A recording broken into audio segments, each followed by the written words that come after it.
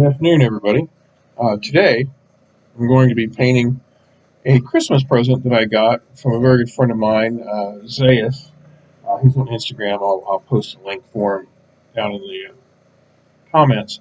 Uh, he got me this wonderful bust for Space Wolf. It's supposed to be Leman Russ.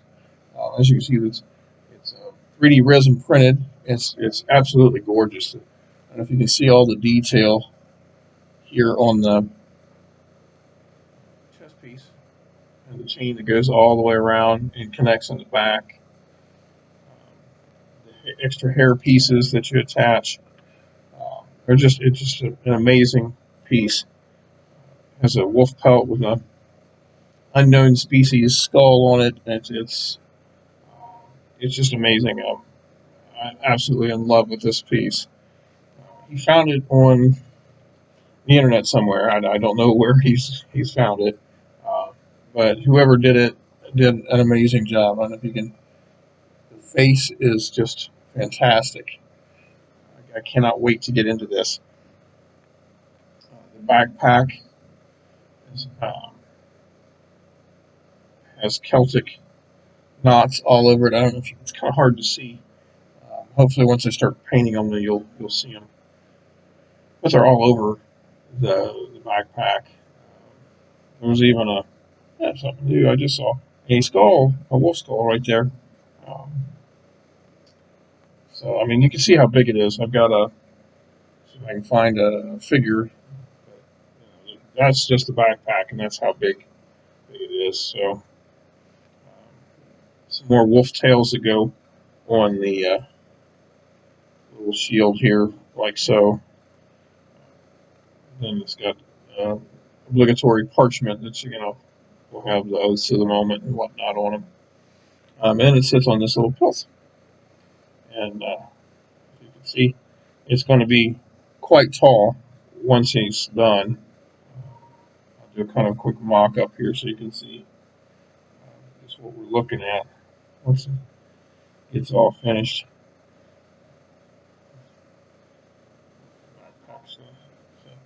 You can see how big this is really going to be. Celtic knots work along the shoulder pad here too. So it's going to be a blast. I've been putting off until I had time to dedicate to just yet. So we're going to give it a shot. So just like everything else that I do that's resin, or resin printed or 3D printed with PLA plastics, I always give it a wash. I use Dawn dish soap. It gets all the grease off of it, and if there's any release agent for the resins, haven't had a whole lot of problems with 3D prints, but I didn't want to take the chance on something that's this nice to have some kind of residue left over, and not the paint not adhere to it. So I've done little small cleanups here and there where there was some extra piece of resin on it. I'm going to be painting by hand today. I usually use a rattle can or my airbrush, but I'm still learning the airbrush. So we're going to be doing just plain old paint by number, paint by hand. I'm going to be using the Vallejo Gray Surface Primer. I've had really good luck with this in the past. Vallejo has kind of gotten to be kind of my go-to as far as paints anymore. I used to do a lot of a kid can't be any better than GW paint. Well, over the years, I've learned that there actually is better paints out there, but we won't tell anybody. And like I said numerous times before, I use quite a variety of paints. I don't stick to just one. I do have more Vallejo than anything else, just because I really enjoy the colors. They have a huge spectrum of colors to choose from. And I'm not a big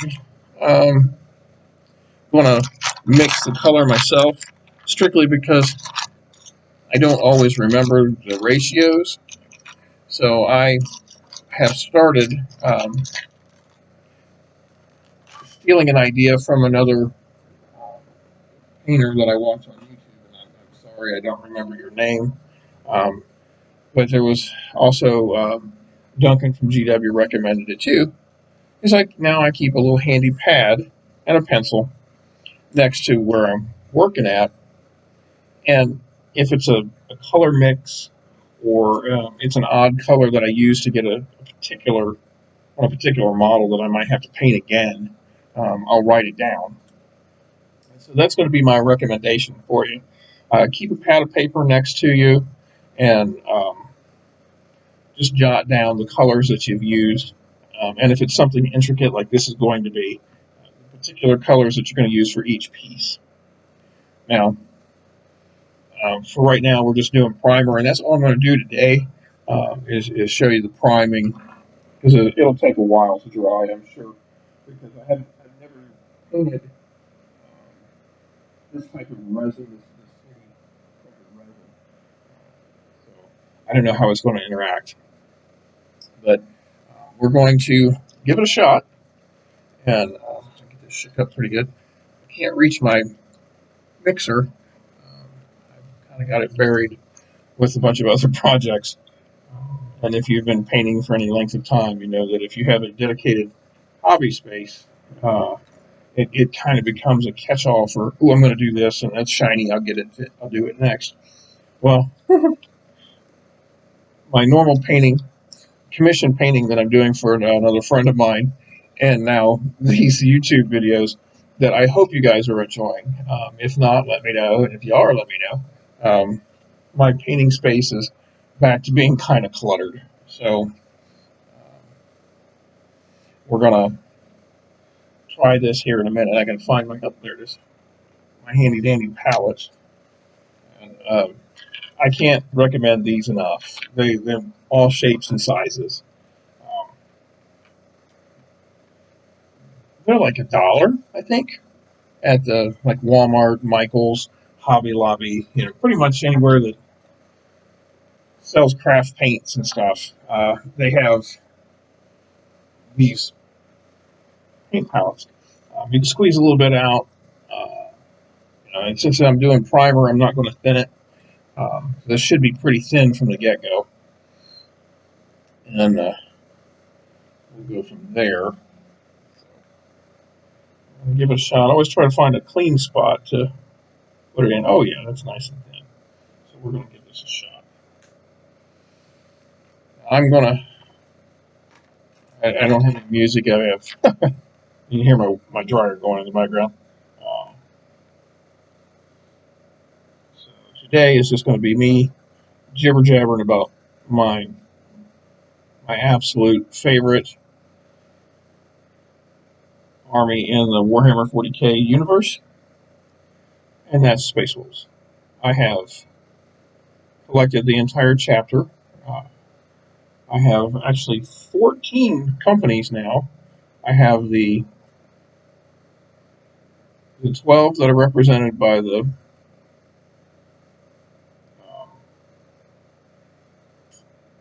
the tablet, and then of course with the Wolfen coming back, that's supposedly the 13th company.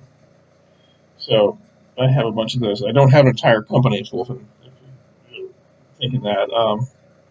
But in Ashes of Prospero, which is a fantastic book, I can't recommend it enough. Jal, the Stormcaller, the Rune Priest, goes up and says, "Hey, I'm having these visions that we've got to go back to Prospero." Well, they kind of hem-haw around and they let him go.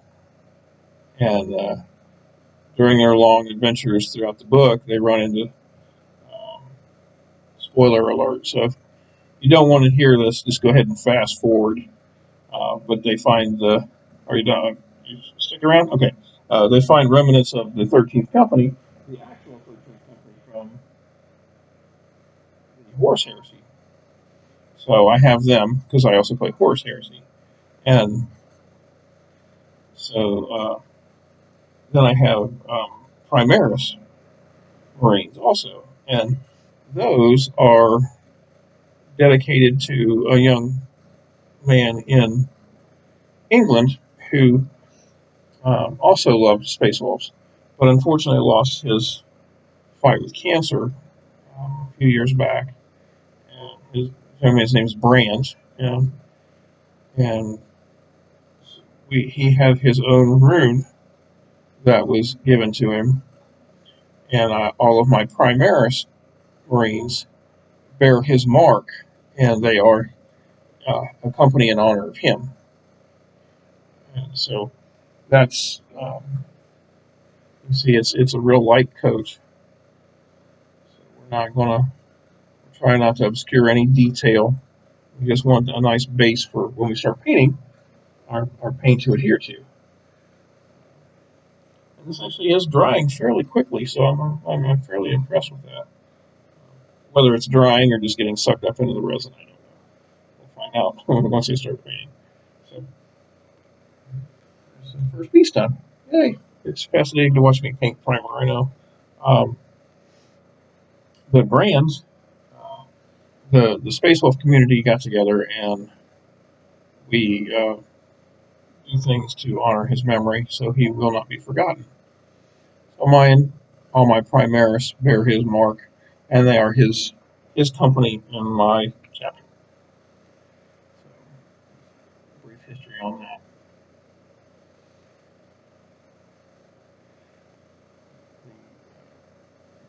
The Space Wolves, being my favorite,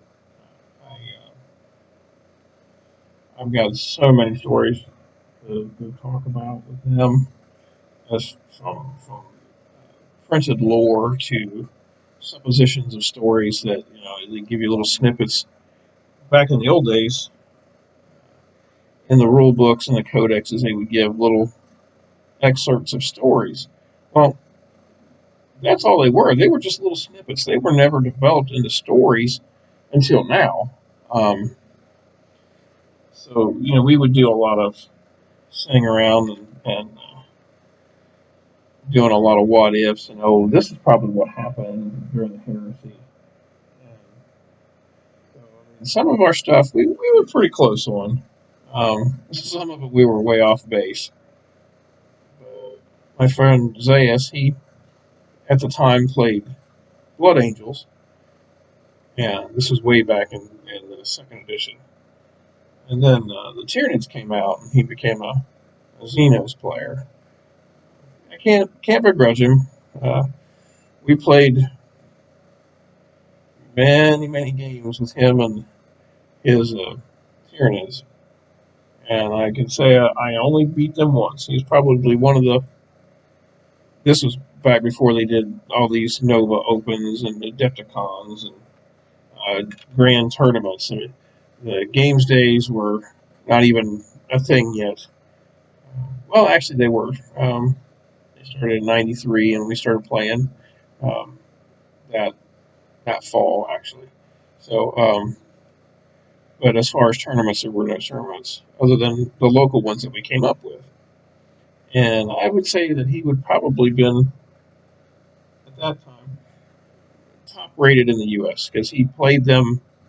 He just had a bug mentality, um, and this was back before you had all these crazy giant monsters and stuff that pops up out of nowhere.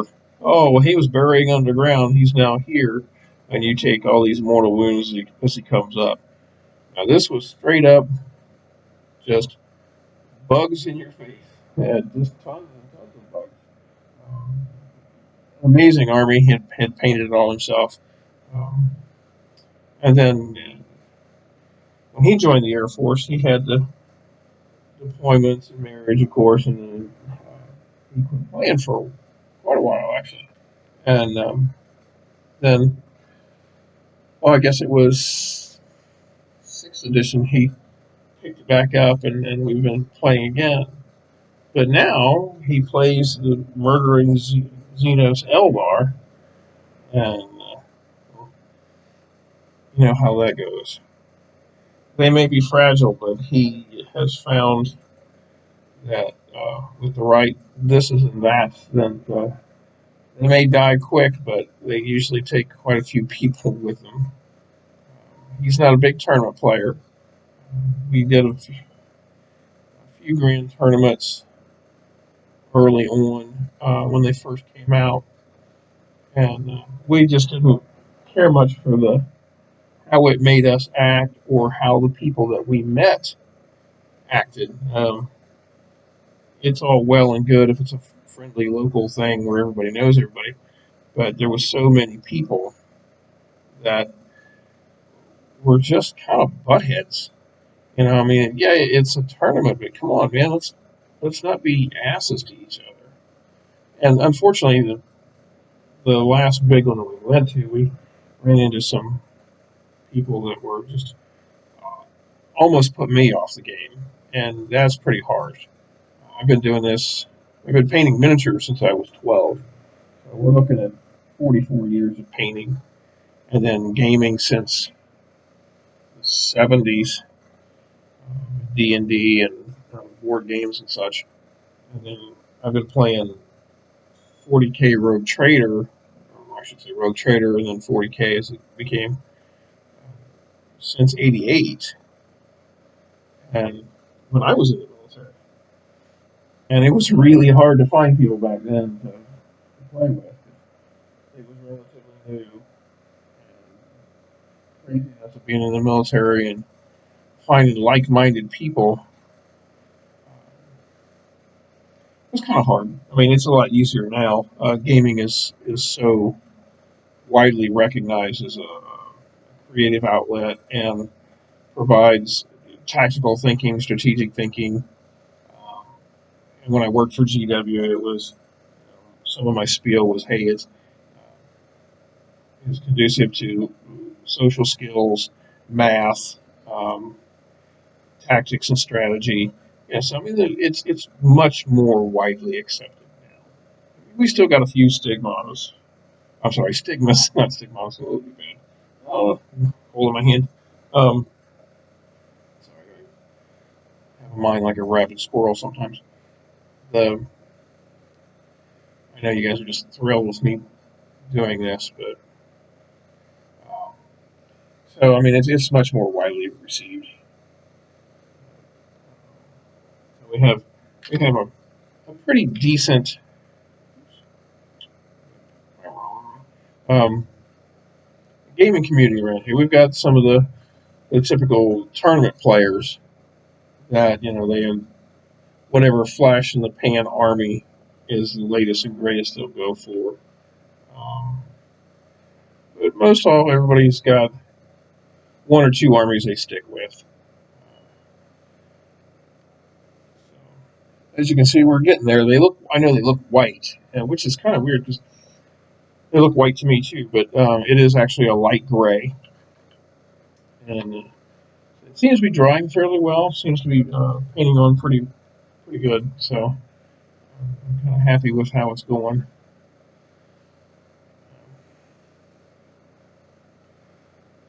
I used to.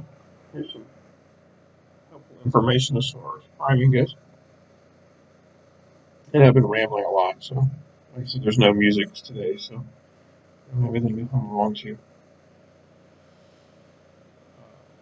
Way back in the day, this was the only way that you could prime was to paint by brush every piece, and then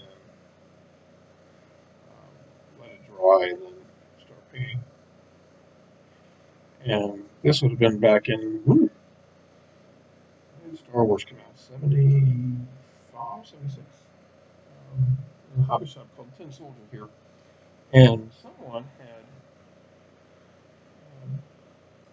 gotten some need tight plumber's putty, is what it used to be called, but actually they're using the company name now. But and this gentleman had sculpted. Now I got to remember this is the 70s. He had sculpted all of the characters from Star Wars in 25 millimeter at the time. He didn't work for the company. He was just a fan, and he made the figures, and they were amazing, just gorgeous. Um, and then he started doing other things, and actually got a job for Ralph Partha, which is about an hour south of me here. But, back then, that's the only way you could do things was to prime with a brush. And Heritage had some of the best primer on the market at the time. The Heritage company is long out of business. Uh, only problem was we'll come to, I can find out later that their primer was so thick that it obscured so many details. And I started playing Napoleonics and trying to paint 1/72nd scale Napoleonic figures with a brush to turn around and have to paint them again was was mind numbing, absolutely mind numbing. And so I started painting with testers after that, which is great. They had military colors, some were bad, but Airfix, which is the company that made the Napoleonics, any flex in the plastic, and you want to make sure that you don't have any primer gathering in the creases like you would do in there. So pull it out, keep your detail. So I don't know if you can see that or not. I'm trying to get the camera to adjust. See how that's kind of hard to get it to adjust. And I do apologize. I'm still learning the parts of the camera. I am impressed. It's taking very well. The primer's taking very well to this. So that was a rambling story about primer. Oh yeah, the tester's paint would flake off because of any kind of bending in the plastic. And you fast forward a few years, uh, somebody mentioned that hey, auto primer, which is meant to go on metal, um, maybe you should try that. And I think it was my dad that suggested it. Um, and so, well, why not? I'll give it a shot. And lo and behold, opened up a whole new door for me of priming. So much easier to just spray. And everything was done so quick. Um, and back then, the worst part was the horrible, horrible stench that accompanied the rattle can primers. And having to leave them outside to dry was because you couldn't bring it back inside because it stunk so bad. And my mom was like, "No, that's you got to take that outside. You can't dry in here because the whole house would smell like primer." And so then I went in the military, and it was a few years before I picked up painting again, but still with the primers. The primers had improved. Rust-Oleum had come around by then, at least they may have been around back then, but I just discovered them, and they had a nice, great primer. I started using that versus the white because it was a little easier for me to get a hold of the places I was at. And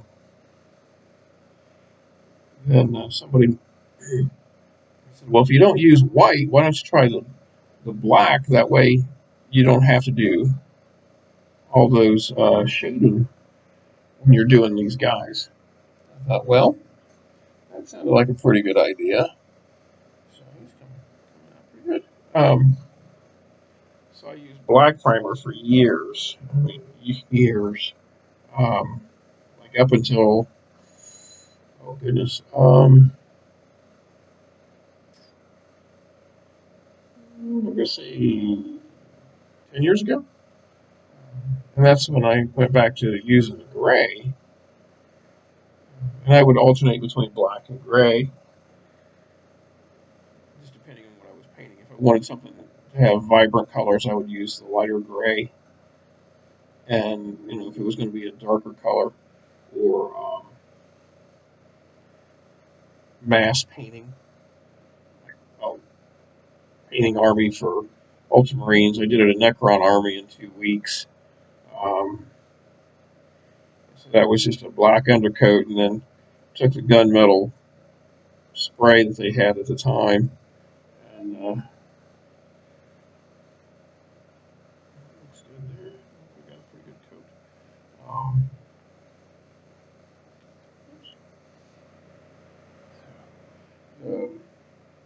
And sprayed everything black, and then just took the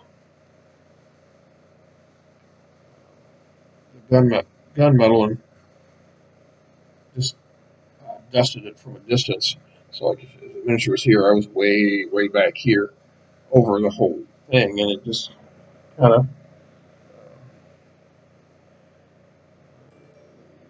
any highlighting, I think they call it now. I was just experimenting back then. Sorry, giving me messages. But that's my primer stories, I guess you'd call them. I don't mind hand priming things because you can get to areas that you don't normally get to. I don't know if you can see inside here. Uh, you wouldn't be able to get that with a spray can. Might might with an airbrush if I was better with an airbrush, but with a regular brush, I can make sure to get in there and get that taken care of. If you did it with a rattle can, you would have gobs of excess paint on it. And since it's such a nice piece, I really want to do it justice.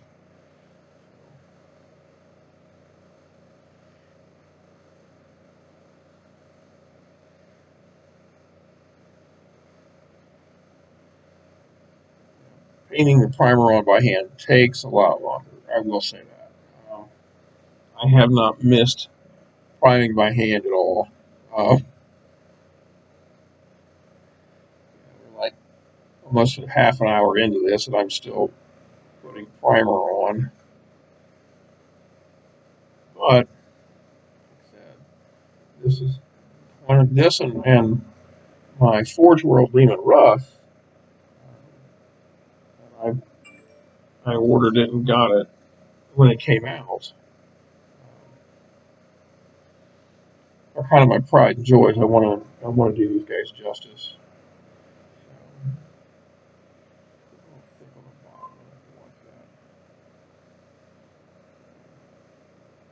I don't want to lose any of the detail. Even there's little nicks and cracks in the armor. There's gouge taken out of it.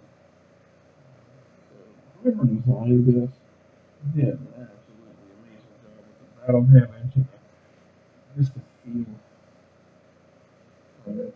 It's just amazing. Um, I was super psyched when he gave me the kit. I was like, oh man. It was after Christmas because it didn't show up until after Christmas, but it was it just floored me that he got it for me. Such a cool fan. And, so this will have a place of honor when I get done. I got a new display cabinet. It's just it's one of the IKEA Detolf, Detolf. It's all glass. It's like 16-inch square. Um, it's nice if you have a small collection.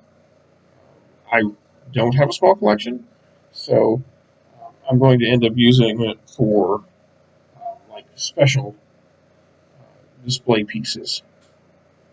Leman Russ, this bust. I have a horse that I'm working on. Any of the like supermodels that I'm really proud of will go in there. I would need, if I was going to use it for just my Space Wolves alone, I would need probably 12 of them. I have 12 foot of wall space dedicated to bookcases that are full of Space Wolves. And that's includes vehicles and some knights. But that doesn't include the other miniatures that I have in my collection. One of these days, I'll get a house and I'll have a room that's dedicated just to displaying stuff. That's my hope, my goal anyway. Um,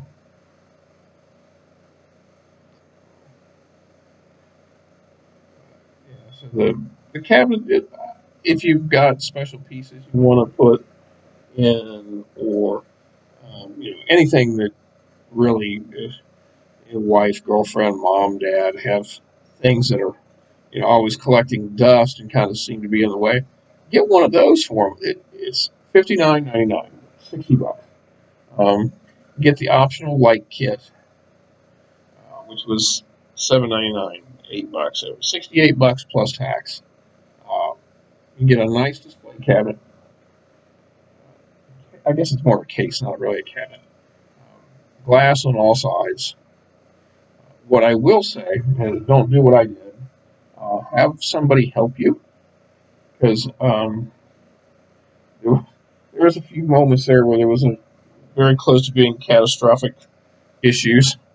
Um, Holding one piece of glass, trying to get the other glass in place. So I can definitely recommend do do get a friend or a family member to help you, because um, it's kind of scary to do it by yourself. I know you guys are just fascinated by watching me paint primer on so much hair. So I apologize. I was going to cut this, and I still might show you kind of like a before and after. I get it all primed. But what the hell? It's my YouTube channel, and I've got to paint it all primer it anyway.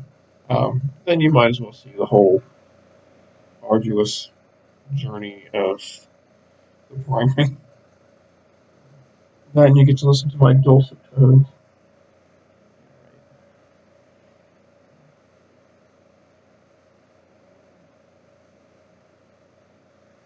I do have a tournament coming up, local tournament. I know I said I'm not much of a tournament player, but I kind of want to try it with this new edition. And last year was just screwed because all the BS with COVID. So hopefully we can at least get a couple tournaments in this year. I won't get on my soapbox about the COVID crap. So it's a bad virus. I'll say that. I'm sure that piece of fabric covering my face is going to save me from the world's scariest, most deadly virus ever known. Anyway, so I'm trying to make sure we get all of the. Notice I'm bringing it down into this area here that is actually parts that'll get glued. Well, right now I'm going to paint down into it because I don't know what's going to show when I put it together. I usually, when I paint a model, I usually put it together and then prime it and paint it. But this has got so many.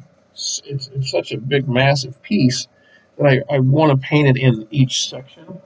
Now, when the hair for the pelts, I will paint that all together as one piece. I'll try and match it up so there won't be any seams or gaps when I join it. But just in the off chance that there is a seam that shows, I want to make sure I have primer down here so I can, um, when I paint it, I'll bring the paint down into it. That way, maybe the seam won't be as noticeable. From the pictures I've seen online of the one of the places that has this, I didn't notice any seams. That it seemed to fit together pretty well. And when I was doing my dry fitting of it, it looked like it would hold pretty good together. Um, but it's always better to be safe than sorry. You don't want to have to try and paint that that seam that you thought was going to not be seen after you gotten everything else together and you put it together. Which is kind of why I don't paint stuff separately anymore, unless it's for competition painting or somebody's commissioned me to do a level 4 paint job, which is the best that I can do. Then I'll paint stuff separately. I just like the speed of painting, of building stuff, and then realize I'm pulling away from the camera. Sorry.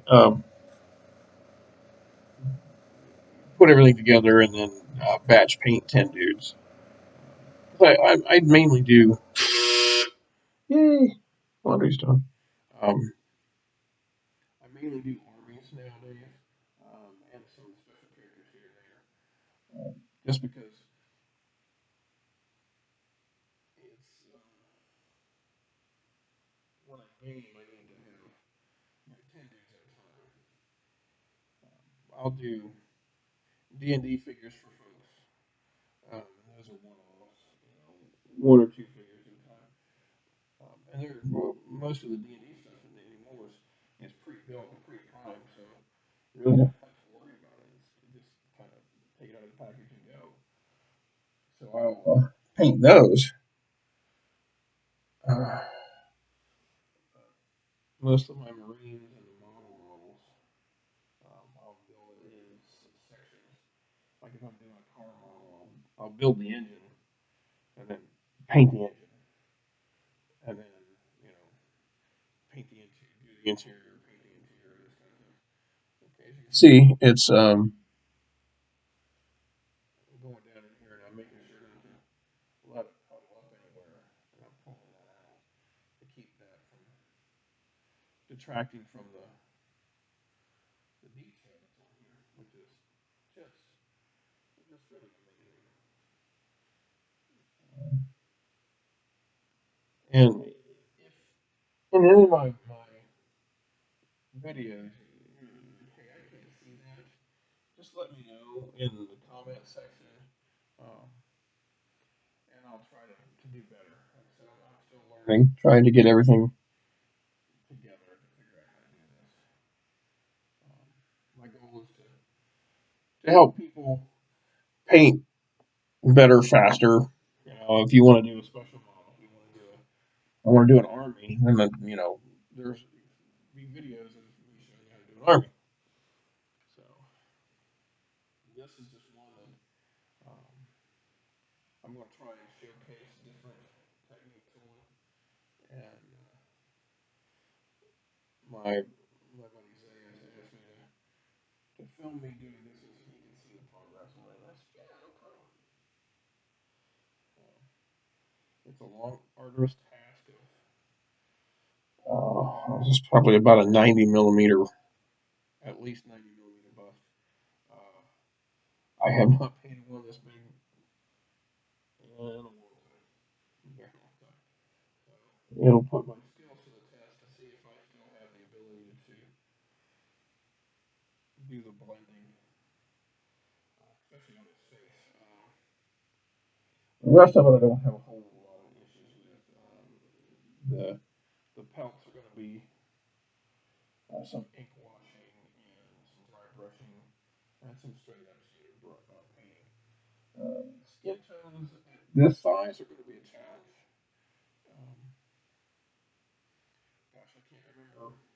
Well, actually, the last time I did a piece this big, it was actually a bust of Spartan, not Spartan, a Greek warrior that had a helmet on. So there was just that little slit down the front that I had to worry about, and it was in shadow, so you doing with a whole lot of detail on it.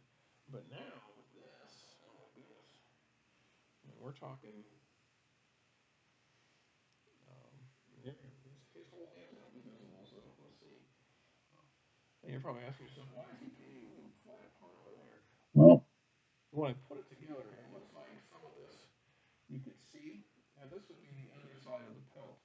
So it'll be a leather color. So, and if I need to super glue it, I'll scratch the paint off the area, and then I will do some hashing, which is just scribing the surface is going to be joined to give more surface area for the glue to connect to. Now, I will warn you for super glue.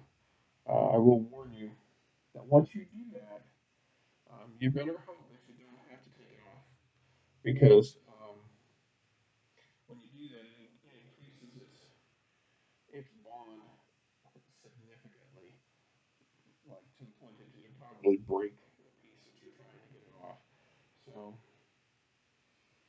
when you do the scribing, just remember that's adding surface area for the glue to bond to, and it bonds very well. Um, Super glues. I've probably mentioned this in the past. Uh, there's a lot of different ones. A lot of different ones. I tend to use Loctite. Uh, it's like $3 a bottle, $4 a bottle at Walmart. You can pretty much get it just about any big box store. I like it. They have different types. I have I think it's called the gel control. I don't have a bottle in front of me, so I don't know. I like it because it's got a real nice precision tip, and it doesn't run. The next one after that I use is Zappa which is designed pretty much for modeling and modeling hobbying in general. RC modelers, military modelers, anything that needs to be joined fast and quick. Uh, I used to be all about. That's all I. Excuse me. That's all I ever used.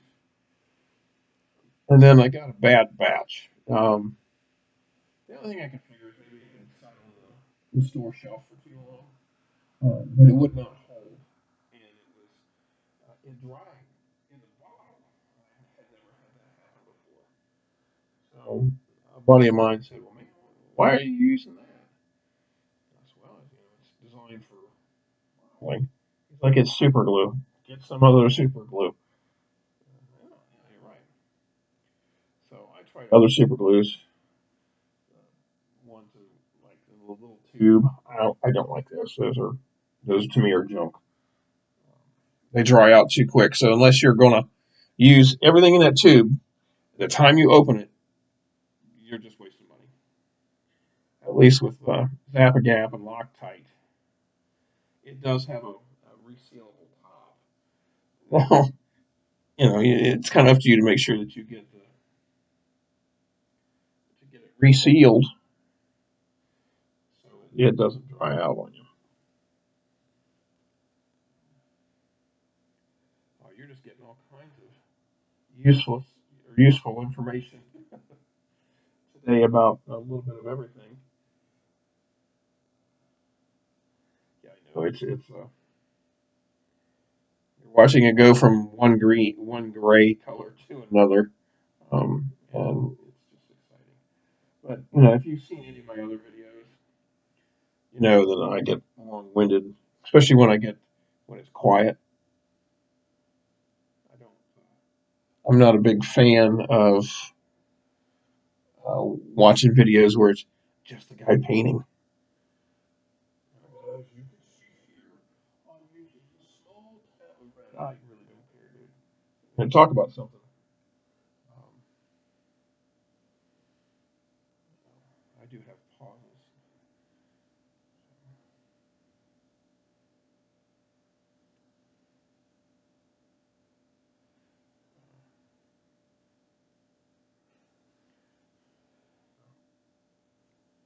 That's the story of super glues. Space Wolf lore. Let's try some of that. Um, Gosh, there's so much. They're from. If you're not familiar with them, they're from a planet called Fenris. It's an ice planet. It's a death world where they're people call them space Vikings, and I guess they do have a Viking esque appeal to them. I like them because they have wolves. Okay, this was back before they decided that they were going to make wolves to run along with them and have guys riding them, which I was not a big fan of for a long time. And then my buddy talked me into playing with some, and I was like, "Oh my gosh, these guys are awesome!" But I just liked the wolf aspect of them. And back when they first came out, they were just gray, and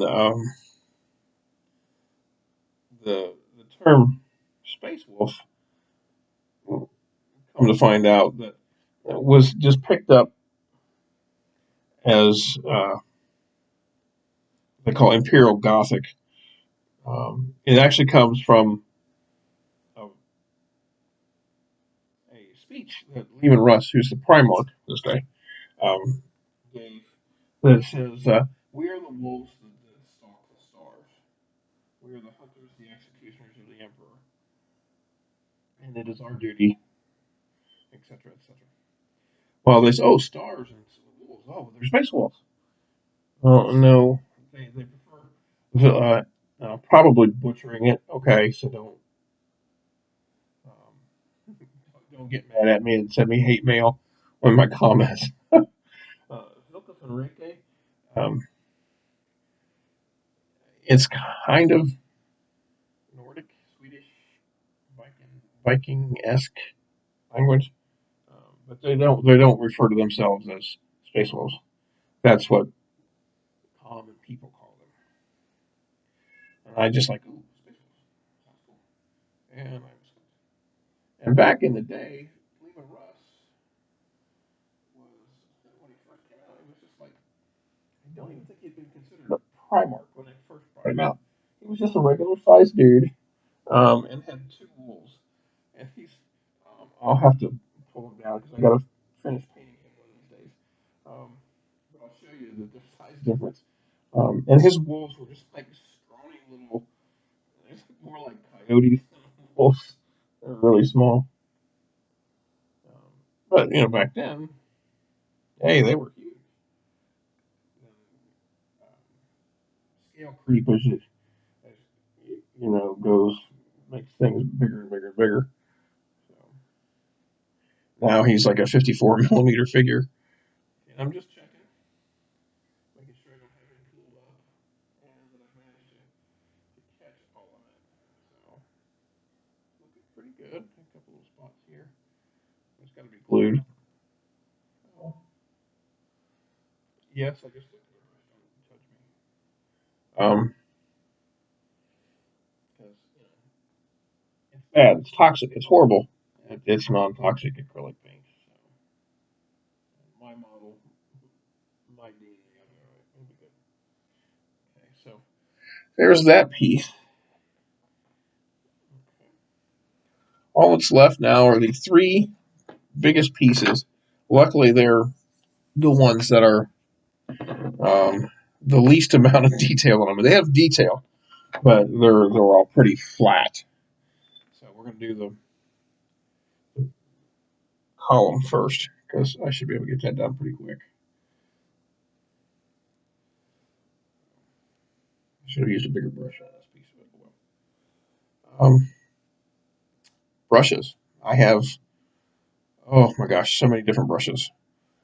I like the old GW brushes, not the new ones. I don't care for the new ones. I have art brushes. I think this is just a generic Zhao China. I think I got it from Michael's in a pack of like 10 or 15. Yes, even those brushes serve a purpose. Look, primer, perfect. And the whole packet was like $3. So, and I think there was probably one brush in there that I needed at the time. Yes, Winsor Newton, wonderful brushes. I'm a cheapskate, and I really just don't want to pay that, that exorbitant price for a paintbrush. Um, and I know people swear by them. Um, I've got brushes that I've had for a very, very long time that are still good brushes. So I can't really mess up my detail work here.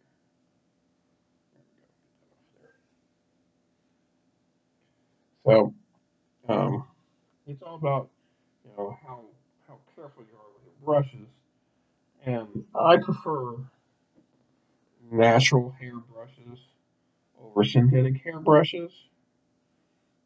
Um, most problems I've had have been with brushes with synthetic hairs.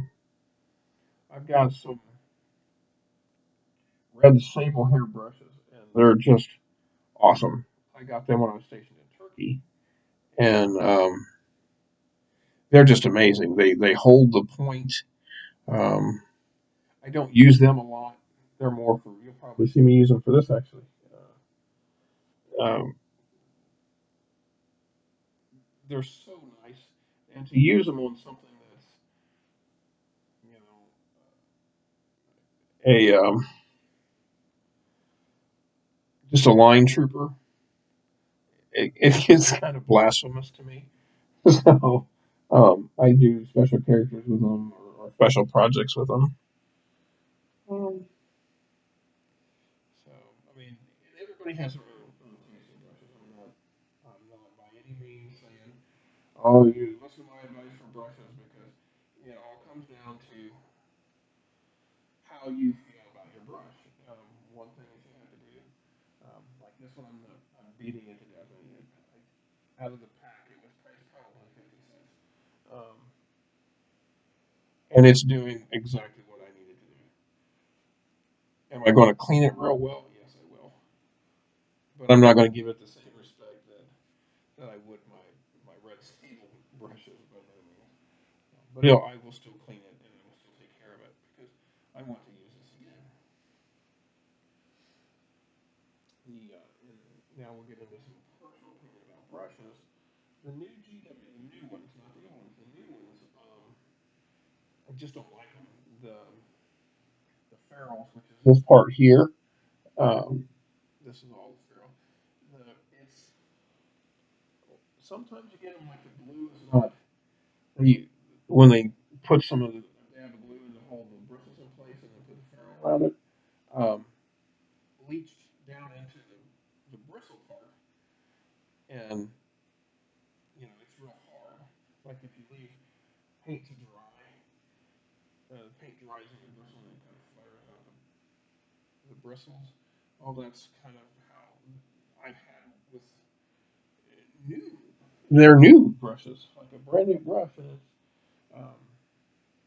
it's just like, oh, this was a waste of $15. So um, I don't recommend those now. I used to say, oh, yeah, they're great. I do like army painter brushes. Um, I think they're pretty good. They've got some that are round handled, and then they have some that are a triangle shape, which are like ergonomically better. Gives you a little bit better grasp. Sorry, grasp on them. I like those. They have some that are, and I like the names of homes like Ludicrous Detail or something like that. It's super small. Back in the day, it'd be like a 40 slash O, 40 aught brush. Just crazy small. Um,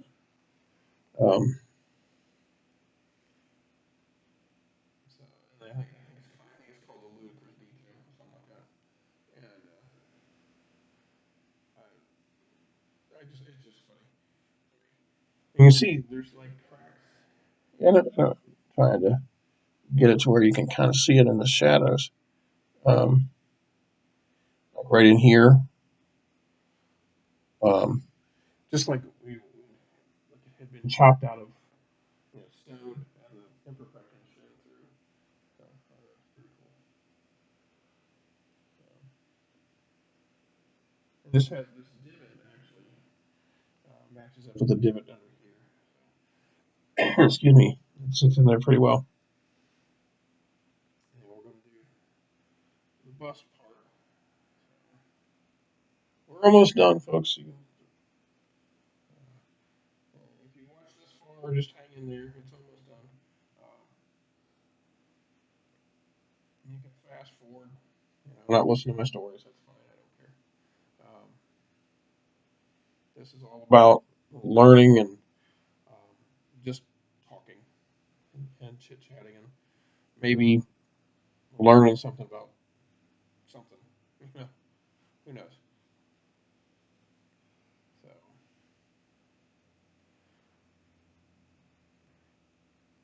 just think of all those folks that fast forwarded past us didn't get to hear the cool stories. So, now you're going to cool stories. I thought they were cool when I was battling. So now we're going to get up here. Now there's Celtic knotwork along his main chest piece here, so I'm going to go over real light with it. I don't want to get any. I don't want to try not to clog up any of that detail.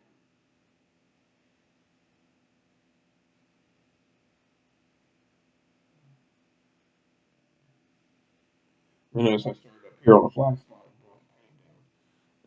That way I could pull off most of the paint before it got down there.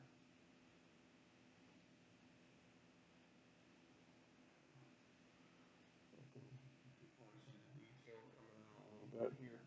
There's two wolves rampant stars and around them. And these teeth are just amazing. Huge. So you think about the creatures that he had to kill that had teeth that big, you know? So, and in the 40K universe, there's a lot of critters that are that big or bigger, to get teeth from.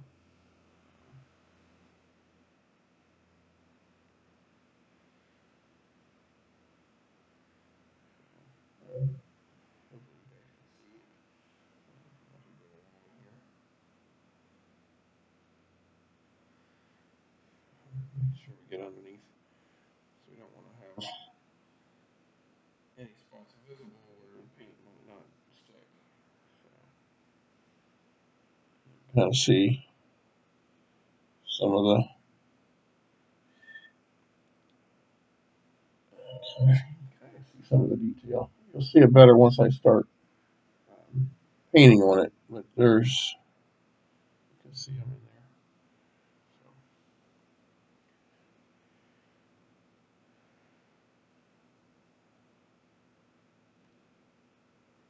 I'm one of those people that the silence drives me crazy. I could traveling in a car, you talk to me. I can't stand the silence. That's why I usually have music playing. But today I just didn't feel it. I didn't want to fuss with it. So I find something appropriate to play. And wouldn't sing along with, and you guys would be like, "Oh my God, I can't watch this anymore." It's singing.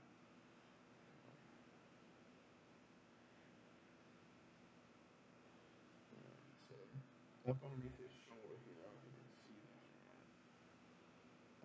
or not. Try to get the right angle here. Right up in here. Let's see. Same thing. We want to make sure that we're getting all of that, just like we did on his other shoulder pad. So when we paint it, we'll make sure that we get all the paint in there.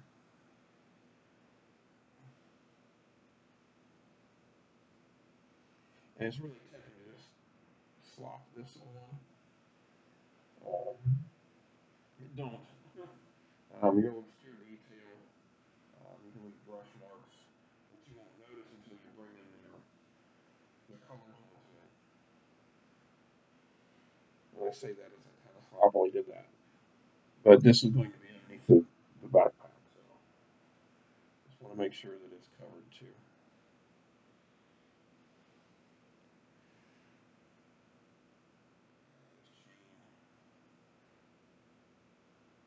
This part back here, you can see it from the because the backpack won't cover it up. So you're gonna want to put all that in there. And this is an extremely long part of the process of doing climbing. You won't see me do this much. Um, maybe never again, actually.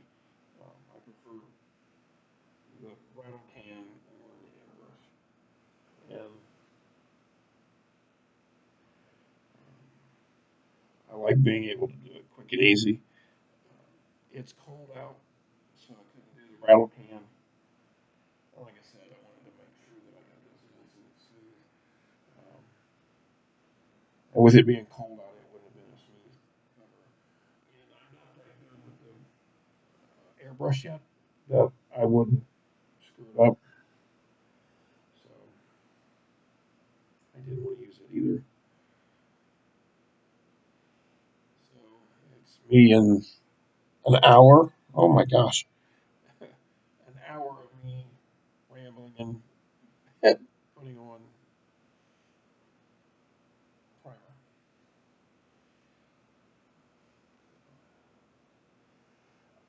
I enjoy this time talking to you guys and painting. One of these days I'll do it live.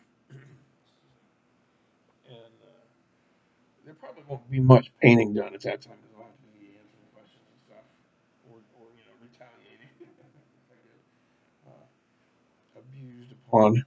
But when I was younger, we would build models together and paint together, me and my buddies, and it's kind of is like that.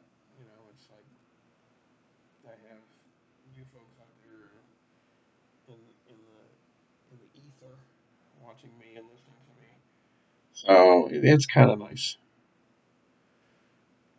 Nice if I had more.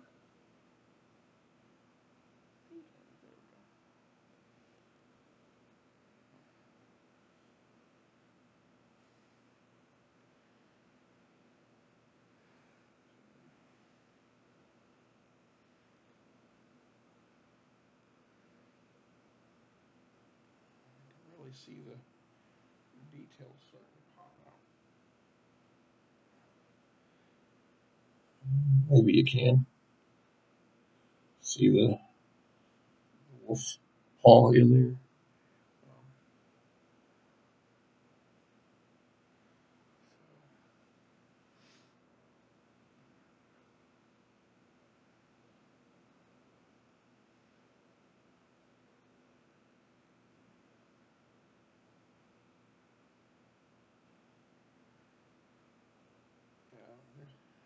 I don't know if you can see them. But in there,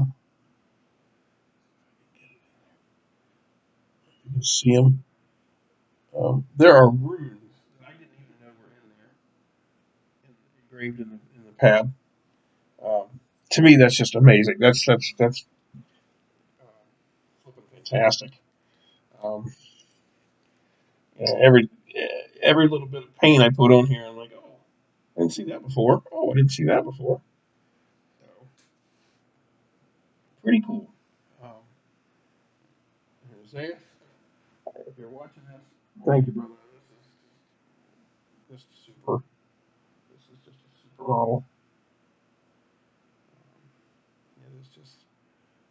It is just the shit. It is very very cool. Hopefully I can do it once we get through with the hour long priming.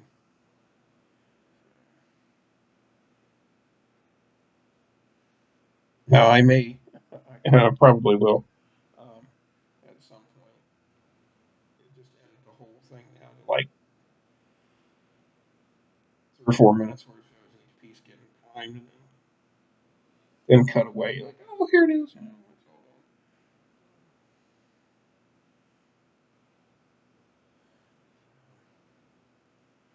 This will just be black here, in this area. This will still be colored. So there's the bust. There's so much detail in here that you can kind of see it as the camera kind of tries to focus on it. It's just amazing. The detail on it is just blowing me away. All right. Last but not least, the backpack, the power unit to the armor. This is the blood of the suit. It gives it power and recycles the air. I mean, it does a whole load of different things. Primarily oxygen and power, though. And of course, his is a little bit more ornate than the regular Marine. He's the boss. He's the shit.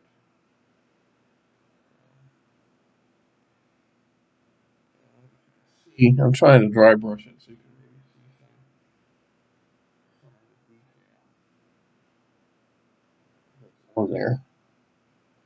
You can see it or not.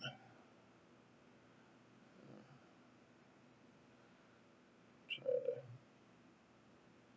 see the detail in there. It's just amazing. It's just, I cannot get over the detail that the creator of this got in this print. Just amazing.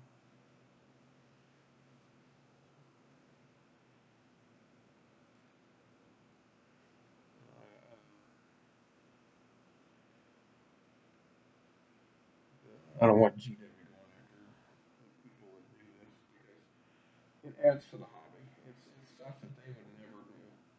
I mean, they did some busts for it was called Rollick, I think, where they did. It was a board game, and you had little bitty, well, about that big, little bitty guys, um, busts. But we would make things like this to where people, well, A, can afford them, and B, make enough so that everybody wants one and get it. And that's where these guys are filling that void. And I'm so glad they are. Some of these guys are just amazing. Pop Goes a Monkey. I've got some of his, yeah, I think he calls them heavy Terminators. And it's just a variation of the old Saturnine Terminators, Road Trader era Terminators, which are they're just goofy. They're just really fun. And I had to get them because they're goofy and they're fun. And I had one of the original Road Trader ones, um, and then when I saw that there's actually quite a few companies here are making prints out of that, so I got there's Pop Goes a Monkey, his heavy Terminators, and then there's another. folks on Etsy, and I can't remember what they are offhand. I haven't got those in yet. And they're doing them. So I gotta get those too because they're just awesome looking. And you'll see me painting those. I'll probably do those Saturday Terminators, or the heavy Terminators for Pop Goes the Monkey, or heavy armor. I think don't want to get in trouble. Wrong language on it. Because I'm actually going to use those as some of my Terminators in the tournament, just because they're different. So um, he makes just really cool Pop Goes Monkey, um, and I'll put his uh, information down there too if you haven't seen his stuff. But most of his stuff is add-ons, like extra different kinds of weapons and stuff, and shoulder breakers or shoulder pads. They're just the guy does great work.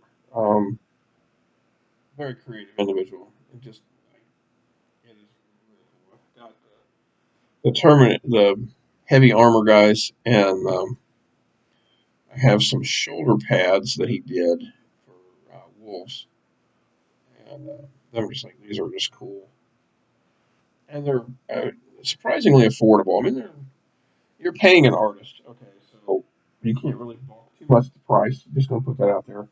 Um, they're reasonably priced. They're reasonably priced for the detail that goes into them, and the fact that he's creating them. I mean, the dude's an artist, so you're not gonna walk up to Picasso and go, "Hey, I'll give you $5 for that painting." No. These guys are, pay them what they're worth. Don't don't harass them about what their costs are. I mean, these guys are, some of them it's their full time business now. It started out as a hobby, um, and so it is a hobby, but still, they're artists creating small miniatures, small pieces of art. So support them. That's the only way we're going to keep the hobby alive and growing. Um, and support your local game stores too. Don't just buy all your stuff online. Don't just use your game store as a place to go play. Um, you should support it. Even if you go in and buy a pot of paint every time you go in, or a new brush, or a pack of magic cards, something. Buy something from them. Don't just go in there, play the game and leave. Um, that's just not cool. Because they're depending on business to stay open, and they need the business to stay open. We need the businesses to stay open because where are we going to be? Playing in each other's basement or in their apartment or in their house, one or two people. That's great, but it's always nice to have more than just a couple people over. You know, that big mega apocalypse game that you're going to play with 10 people inside. You can't really do that in an apartment or in a basement unless you have a really big basement and a really giant collection of gaming tables and terrain. I know there are people that have all that, but let's support our local businesses. And let's support the artists too. I mean, they're working hard to give us cool stuff, so let's support them too.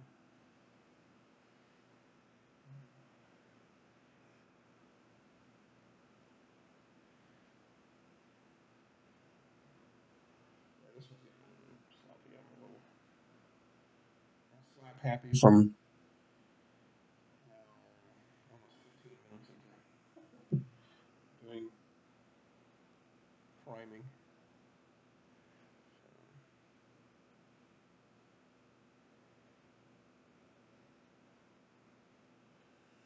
We'll talk about some of the colors I'll be using. I'll be doing this backpack. These wolf heads will be gold. Um, I will be using other models I've done as a basis for the color work. So, and then I'll pull out my handy dandy color wheel and find some complementary colors and some contrast colors, so stuff will stand out a little bit more than normal. He definitely will not have yellow or red shoulder pads. He's Leman Russ. He's the one that made that decision to put these colors on these things. He's not going to put them on. His are going to be base color. They one color. They don't need to be markings. He's the man. He's the dude. He's not going to get any kind of weird coloration for his shoulder pads. And when I start painting, not just priming, um, I find that an interesting rune. Maybe I'll say, well, that's this, and this is what it means, as far as a base meaning. Um, so we're getting there. We're getting close, guys. Sorry, gang. Um, yes, I hear you. What do you want? Um, we're coming down to the final stages here. Yay! Get the make sure we're getting underneath here where pieces are going to join, just in case. And if it doesn't show, then like I said before, I'll scrape the paint off and make the join. But I do know that the backs of this will be seen. You'll be able to see it. So I have to make sure that we at least get this much of it done. The rest of it will be connected to his back. So, like here, I'm not sure how much is going to show against his piece here. So I want to make sure I get it nice and on it. All right, gang. I think we have gotten all of the priming done today, and I appreciate you hanging out with me. Getting to see this piece come together should be a fun project. So I hope you join me on the next one, and we will continue on putting some color on. I'll do the walking in color first, and then I'll do the details. So that's me, Grim Dark Painting Guy. So hope you have a great week, weekend, or day, night, whatever it is, whenever you're watching this. Whatever time it is, have a great one, and just remember, peace. Be good, nice. Be good, and